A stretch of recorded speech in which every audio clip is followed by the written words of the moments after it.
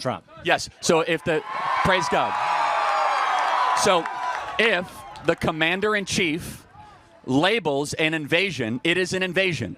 So when Venezuela opens up their prisons and sends in and murder to the interior of the United States, we have the right. Proof. We have give you proof. The Venezuelan government has been found with a bipartisan congressional study that they have been sending the worst of their citizens to our country to increase crime, to kill people like Lake and Riley, to come into our communities. We have the opportunity and the ability, based on the laws of the land, to say that this is an invasion from a foreign country and we are repelling it. And by the way, how is it not an invasion when 10 million people come into your country uninvited? That is an unfact number. Okay, then let me ask, what is an invasion?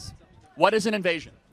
I would call an invasion. I would call an invasion similar to Israel taking Gaza. Hold on. That's an invasion. Hold on. No. Don't give me like a definition, like a textbook.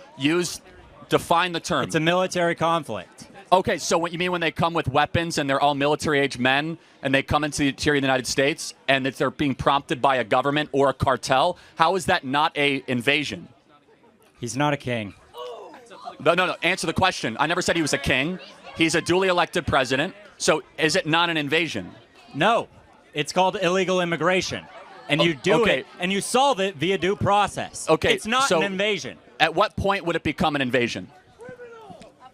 Probably whenever they tear down the border and actually steamroll in with military vehicles. Yeah, we would have no idea what that would look like, right?